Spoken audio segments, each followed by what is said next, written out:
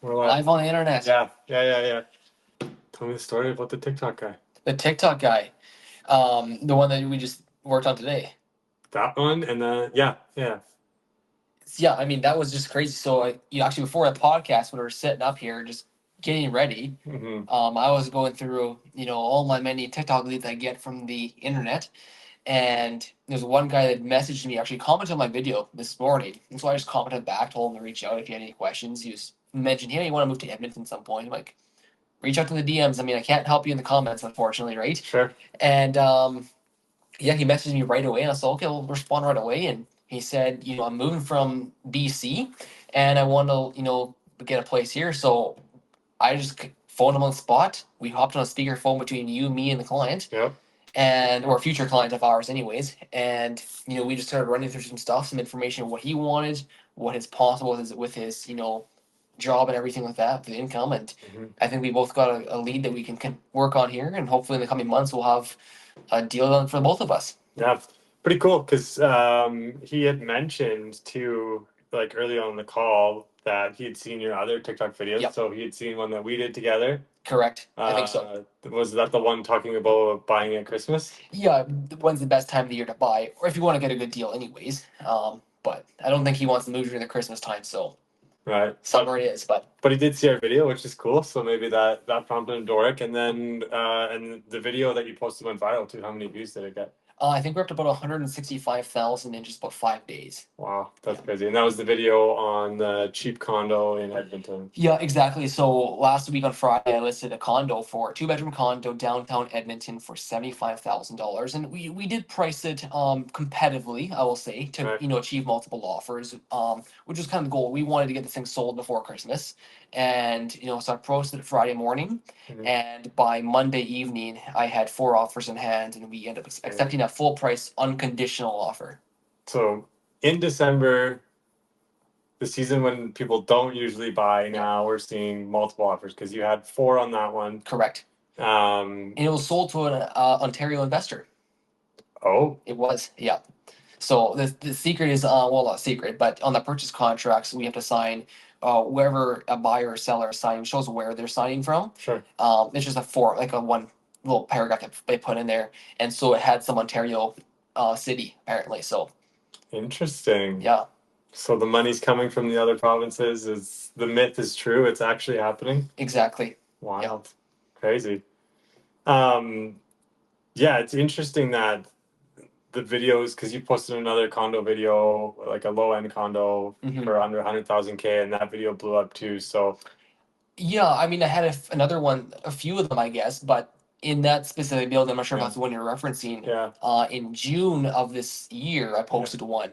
It was a little more expensive, a little nicer, and it took a little longer to sell, but we weren't as competitive on price. Mhm. And that one also got, I think, 145,000 views. It's crazy. I think it's just shocking for people that live in Vancouver Yeah. and Toronto, just to even see that there is condos in the market at that price point. Like, it might be less than desirable area and different things, but it's there because that's like not even like some of the comments you were saying, like people were asking, is that the down payment? Is, like they couldn't even Exactly. believe that that was a thing. So, Well, so many of my comments were literally, other than people, hating on maybe the area or, Sure. how much, maybe a little bit of work you needed or something like Yeah. that. But other than aside from that, it was, are you sure that's the price? Mhm. In Vancouver, that's 1.5 million. And I know maybe not for that exact house will be 1.5 million in Vancouver, but they were just giving a bit of an exaggerated context of what it Mhm. is from where they're from. And I got a pretty good kick about going through about the 500 comments I got.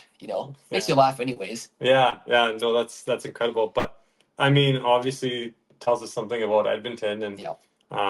we know over the last so Edmonton kind of follows Calgary's trend. Calgary's been going crazy for a couple of years, so now if history repeats itself, Edmonton's going to continue to do kind of what Calgary did, and Remax is predicting a 10% increase in home value next year, which is Well, and wild. that's interesting. In Edmonton, sorry. Exactly. So it's very interesting because in the last couple of years, say 2022, maybe 2021 and onward, Calgary has kind of been the center of attention.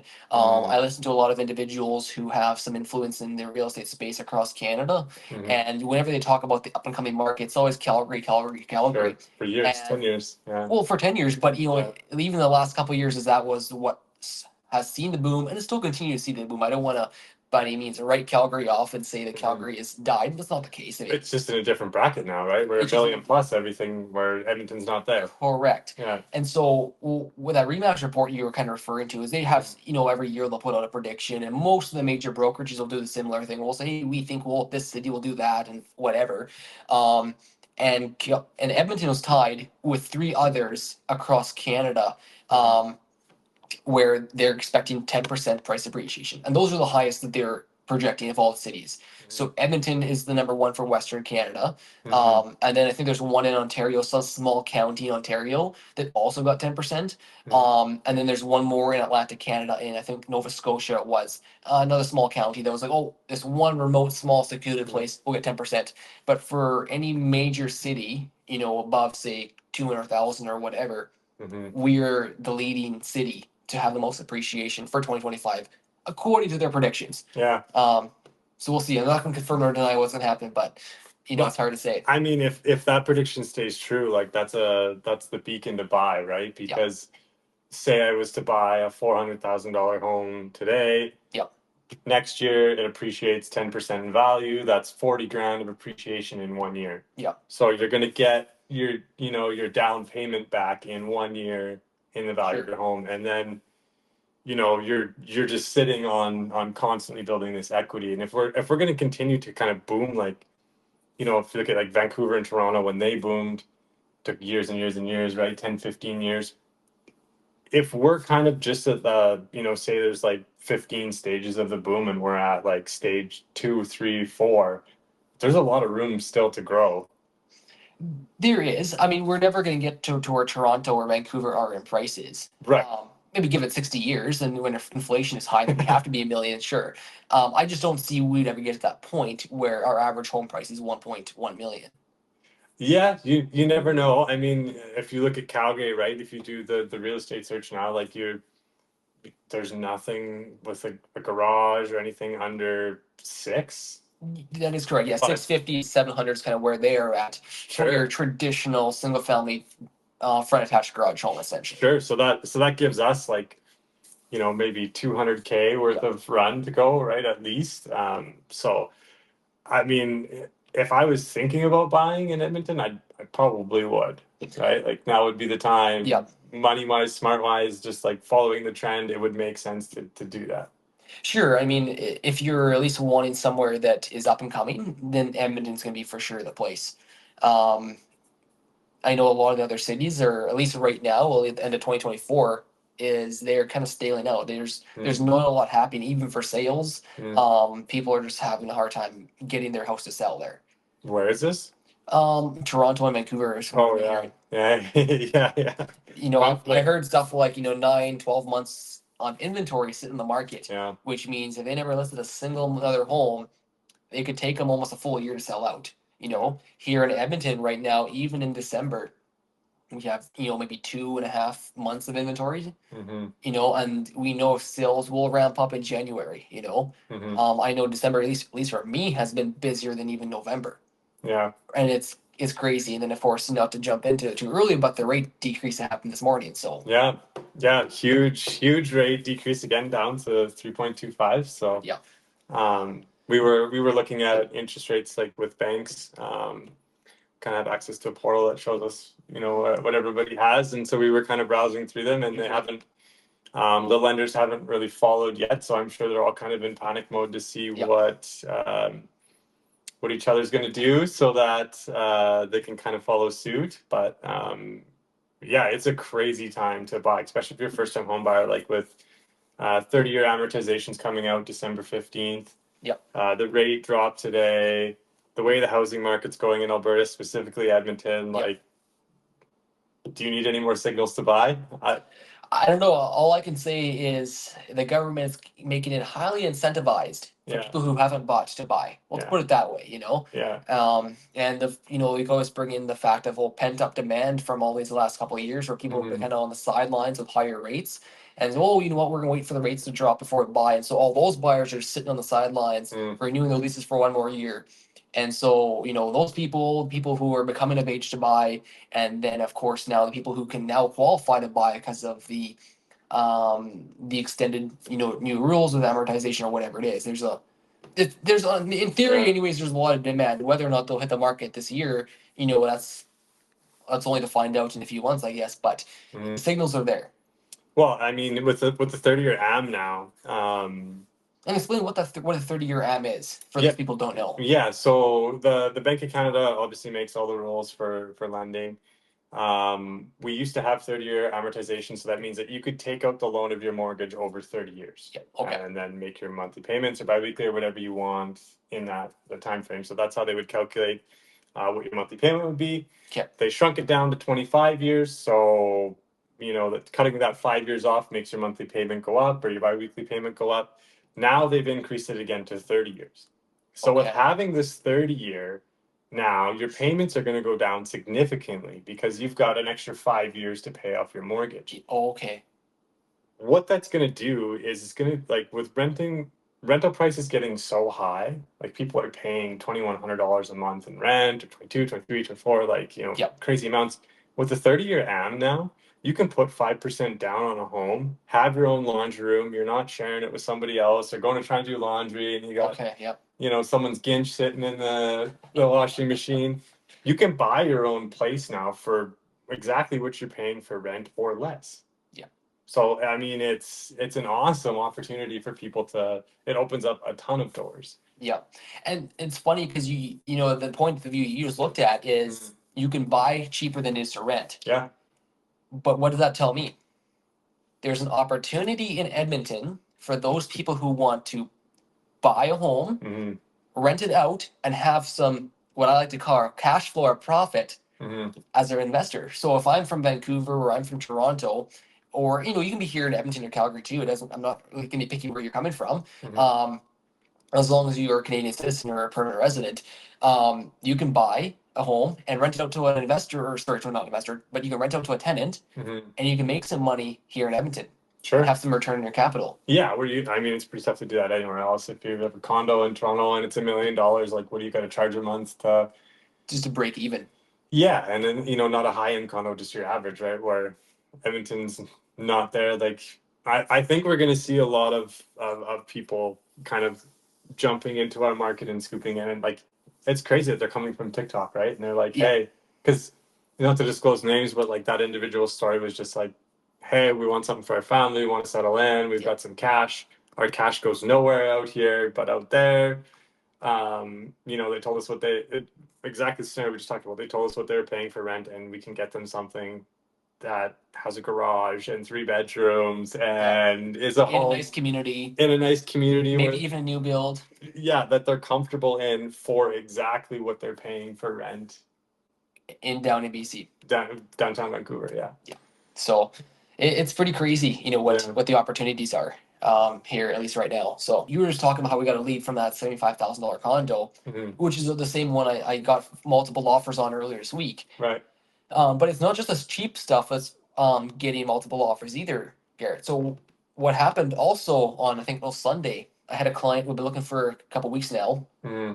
and he's coming from Calgary, and looking to make a purchase here before the end of the year, hopefully. But whenever it is, it's going to be. And we found a $500,000 home, really nice property.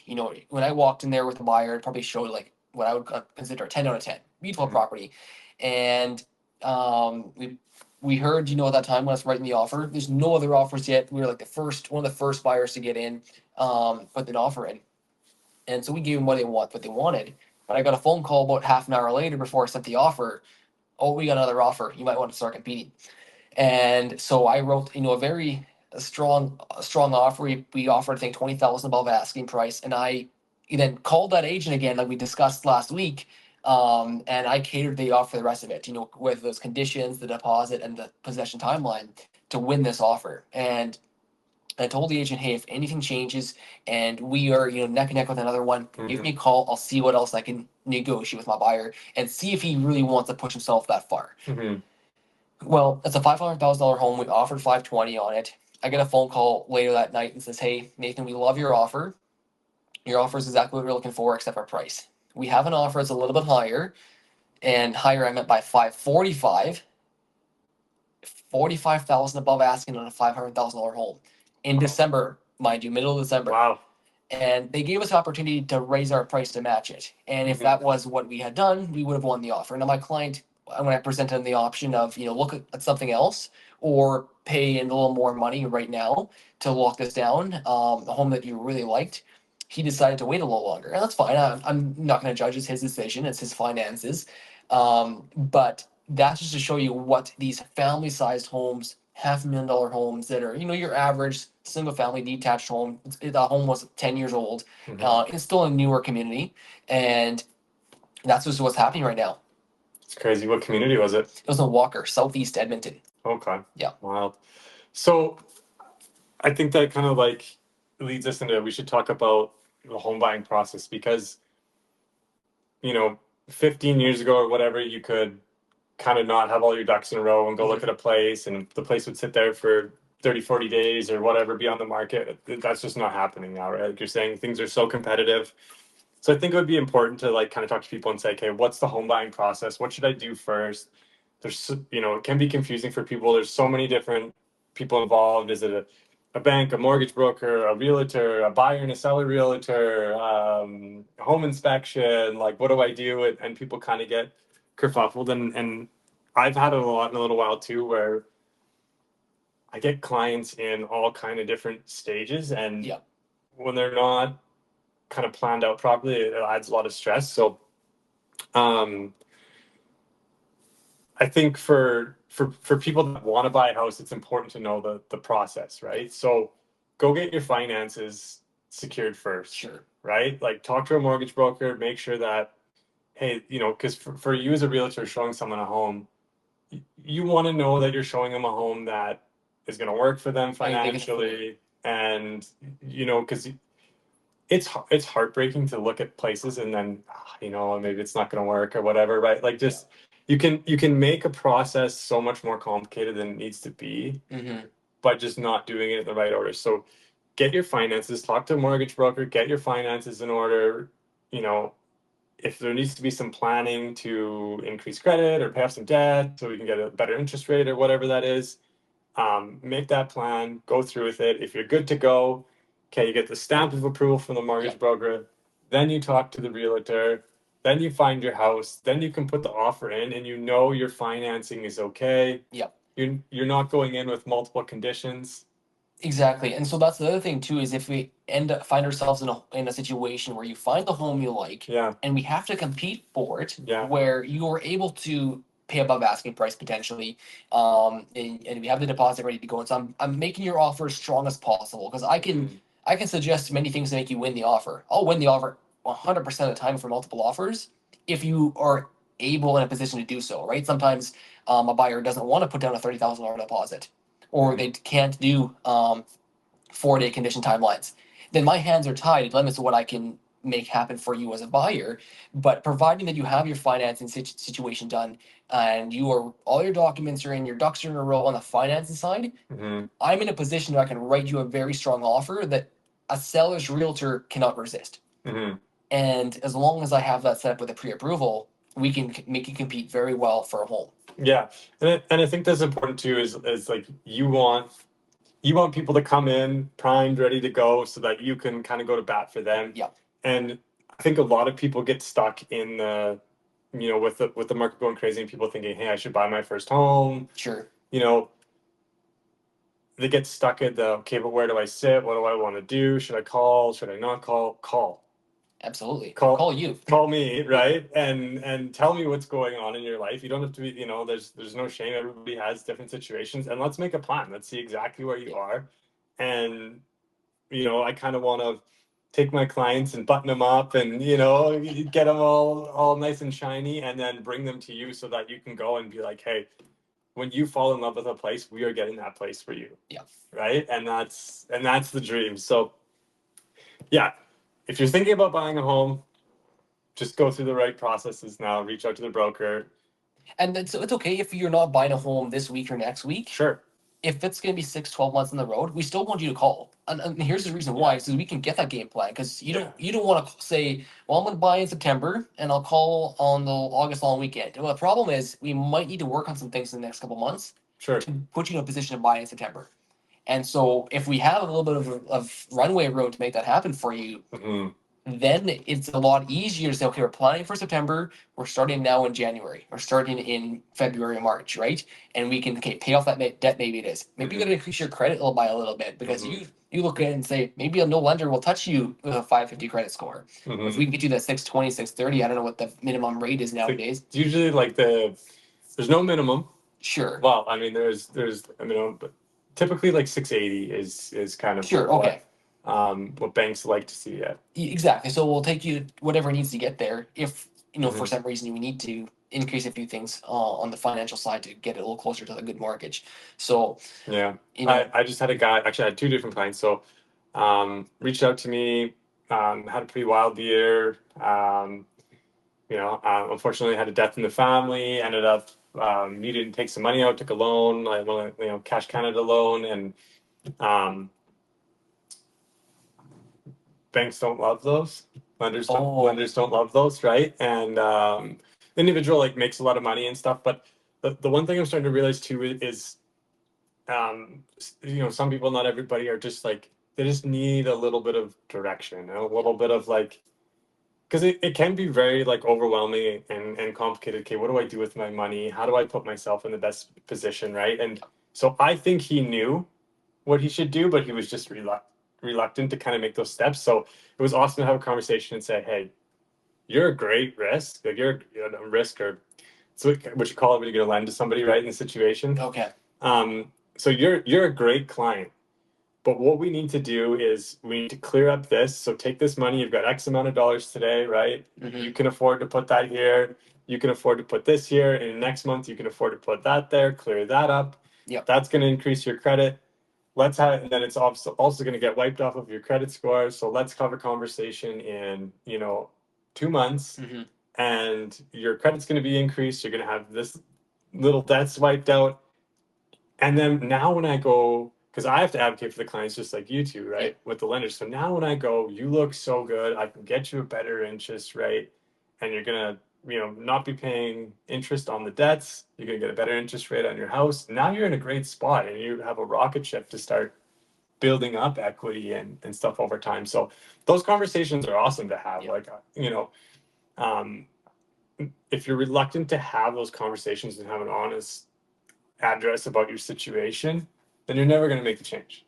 Correct. Right. So, I love it when clients call and we can kind of help them through that. And then just did another one yesterday. So yeah, it was cool. That's amazing. Yeah.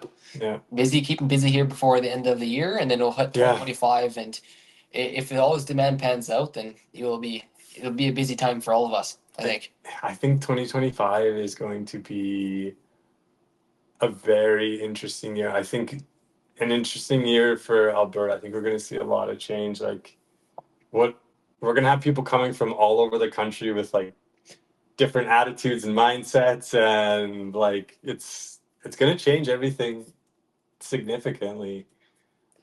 Yeah, I know exactly, and it's very interesting because we're also having a lot of jobs and development coming to Alberta. Sure. Did you hear about the $70 billion potential proposed investment here?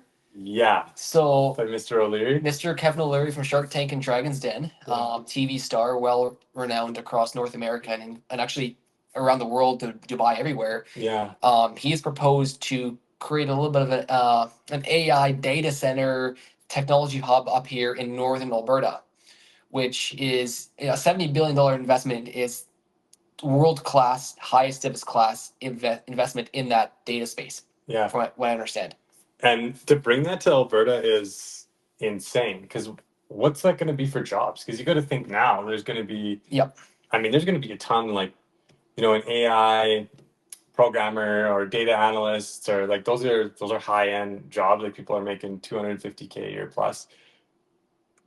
You got to think, if this data center goes up, there's going to be people flooding in from the state globally. Correct. Like the leaders anybody who has any background and experience in AI, in Yeah. data, Yeah. in technology, Yeah. will have to come here because that's who they're gonna be hiring. Yeah.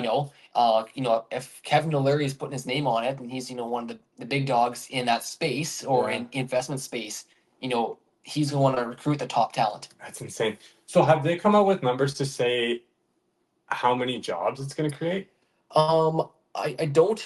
Okay, so most of the workers, from what I'm seeing here online, is you're gonna have 3,000 to 5,000 workers just during construction, and then Oh, you're gonna that's have crazy. about 1,000 ongoing, who will be working there full time, and they'll be mainly commuting from Grand Prairie, Alberta, which is northern Alberta Yeah. City. I used to live there. Perfect. There you go. So you're Yeah. very familiar. So Yeah. it's about a 45 minute to an hour, I think, commute, south into the Greenview area from Oh, Grand okay. Prairie. South of Highway 40. Correct. It's exactly Yeah. where it is. So, Wow. um, yeah, it sounds like he already has access to the land. He's already secured the land. Kevin O'Leary. Crazy. And let's see, and he expects to have the power turbines up and running in 24 months, and then they'll have the data centers built in phases. And just to give you a bit of a scale of how big this is, it's going to be a 7,000 acre property. Correct. I mean, like, it's basically what they call it is a data center park, a 7,000 acre data center park. That's insane. Like, that is multiple miles in each direction of land that's going to cover. So we have 3,000 to 5,000 workers locally that'll be there, and that's in construction and landscaping and Just the entire operational phase to get the place running. what an incredible thing for Alberta as a whole, right? Yeah. Like that's And that's a multi-phase project, and that's going to, be many, many years Yeah. in development Sure. as they get that up and running. So the amount of jobs and economy that's going to create, like, this is bigger than even some of the biggest pipelines we've been building recently in Yeah. Alberta, Yeah. or proposed to build too. So, Why did Kevin choose Alberta? well, I have some personal speculation Yeah. on why. I don't know if you want me to get into why I think he did. Sure, give her. Kevin, I'm a big of a consumer of Kevin O'Leary and some of his Shark Tank stuff, and I have seen a little bit on him making some news comments on bigger outlets like Fox News down in the U.S. because I think that's where he's in Florida right now. Mhm. And I know he, for those of you who don't know his background in Canada, he actually ran for prime minister, I think, in 2016. Did he? He did. Wow. I think it was 2016 the year he did. Okay. As a conservative at that time, I believe. And so he has very conservative views when it comes on to Canada. And Alberta, has its history with being a conservative province of Canada. Mhm. And so I think he has or continuing to build some great relationships with our premier, Daniel Smith. Sure. And so I Yeah. think when he looks at all of his relationships across Canada right now and the people he liked and didn't like, Yeah. I think he kind of picked her province essentially. Well, I mean, she's open to play ball, right? Like She is. she wants to make money, and she wants to push Alberta into a place where we are making money. Yep.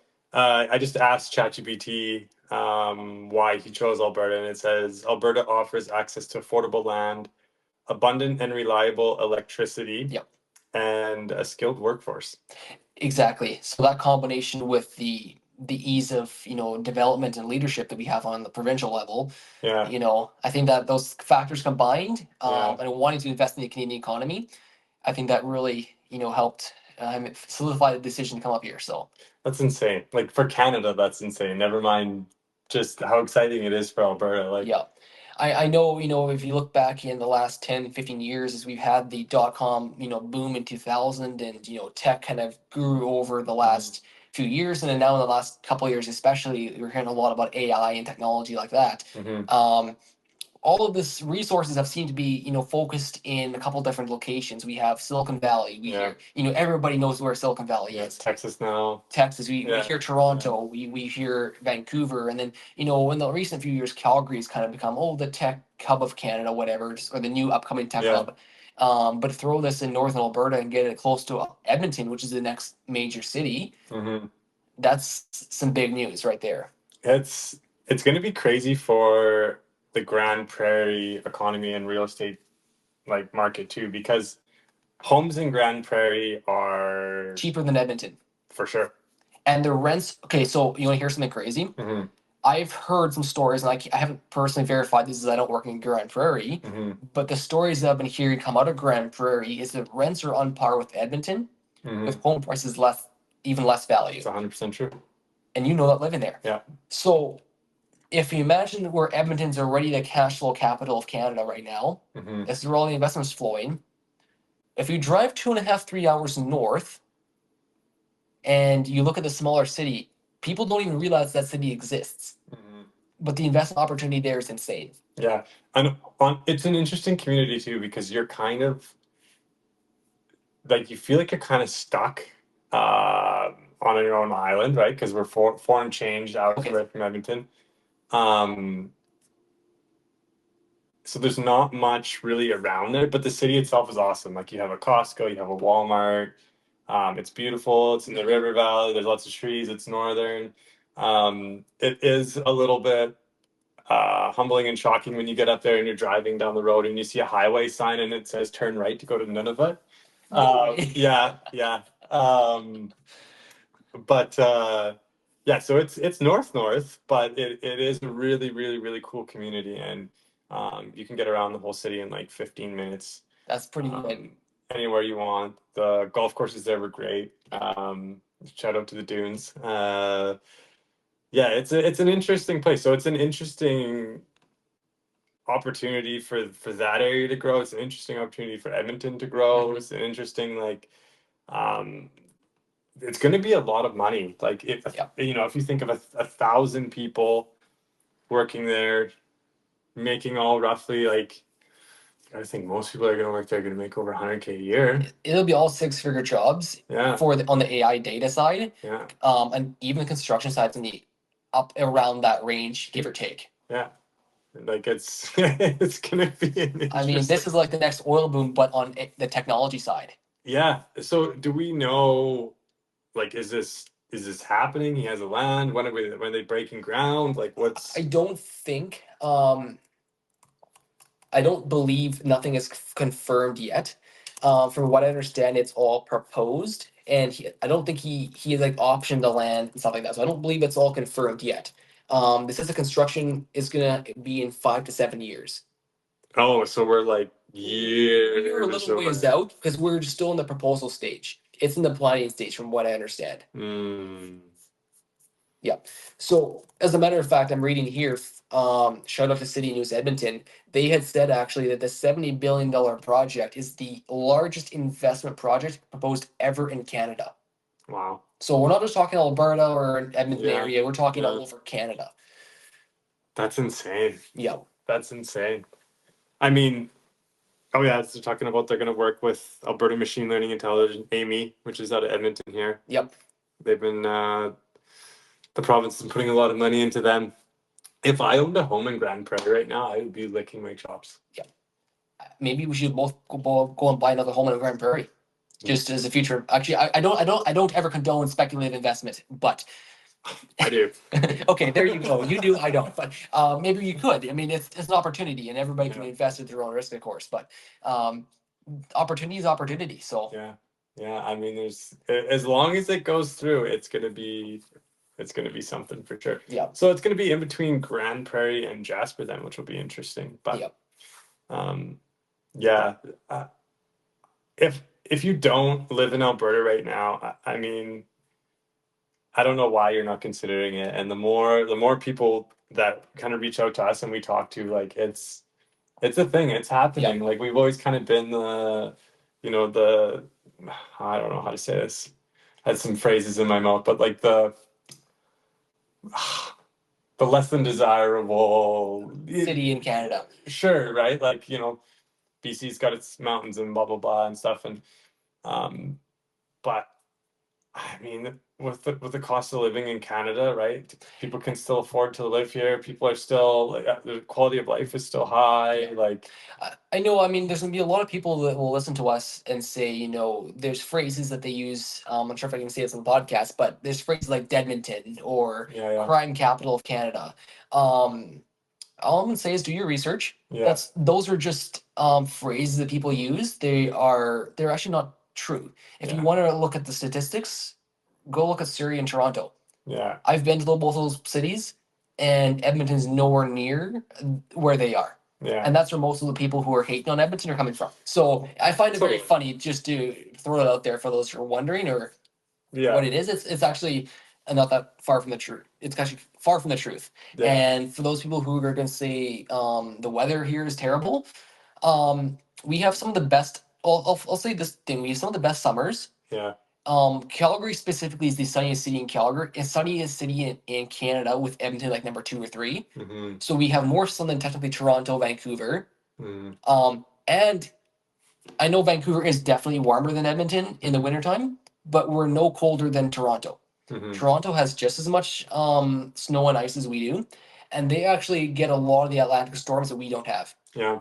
So Yeah. every time you hear power going out in Ontario or Quebec, it never happens here. Can you remember the last time power went out for a week straight here? Oh, Never, right? never. Yeah. But Never. every winter, twice a winter, Yeah. Atlantic Canada, Ontario, power's down and people are without power for 4 to 5 days. Well, because they get that wet cold too, that kind of like seizes everything up and makes Here, all we get is nice fluffy snow that's easily pushed out of the way, and people drive just fine to work. Yeah. So it's not that bad actually if you actually want to do the real life comparison. Yeah. Because I have, and I looked at everything and compiled it together.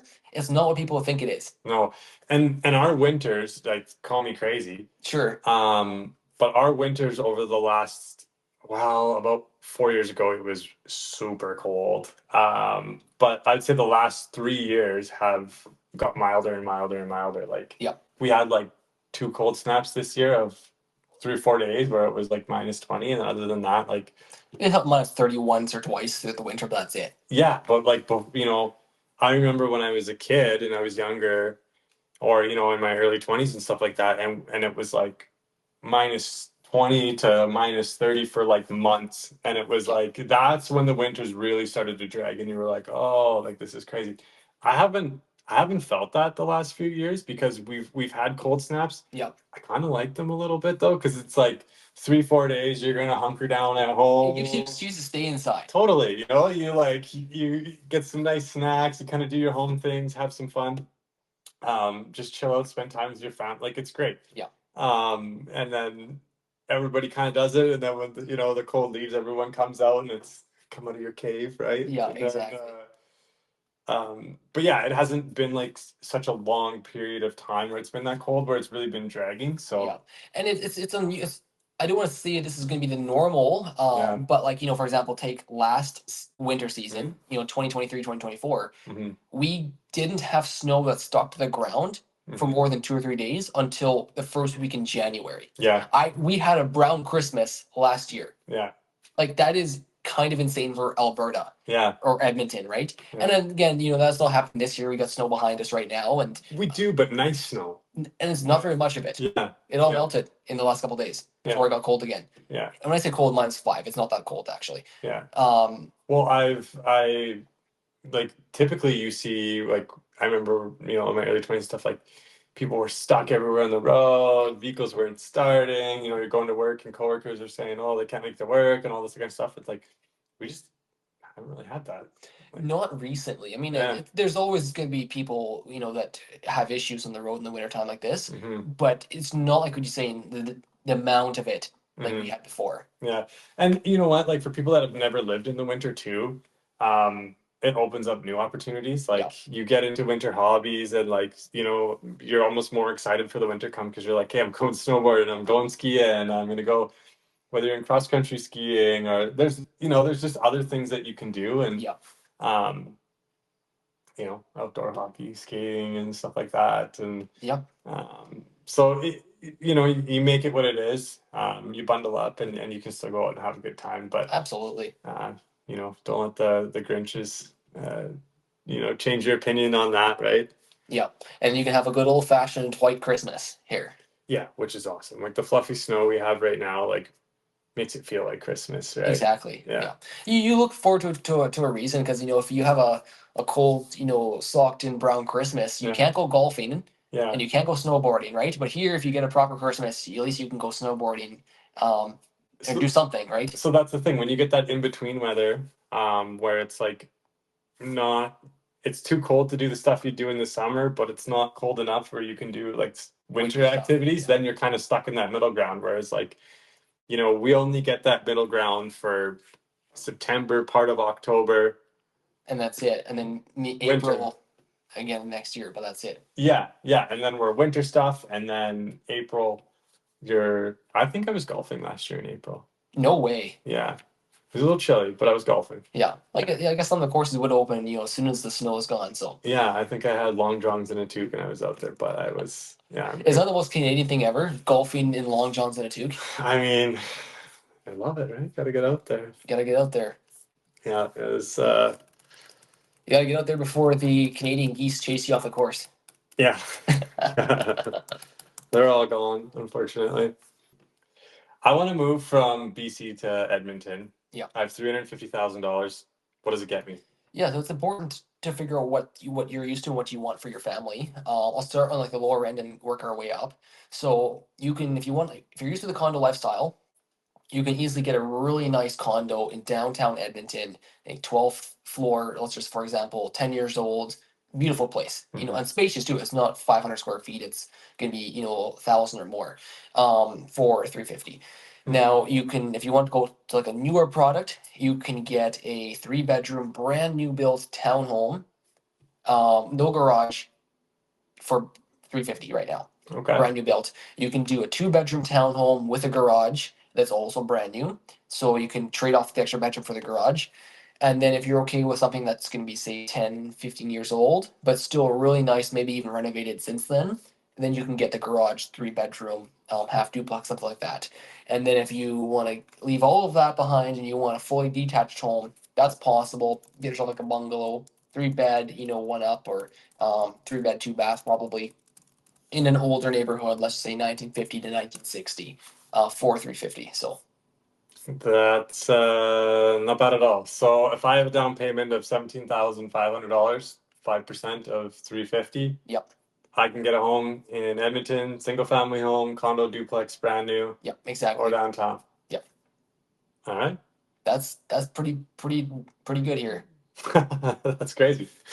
There's not very many cities in Canada, if maybe none at all, that you can find so much diverse options for $350,000. That you can kind of pick what type of home you want to live in, move it, get there, and all for 350. Yeah. So Yeah, it's insane. So lots of opportunity here in Edmonton. that's correct.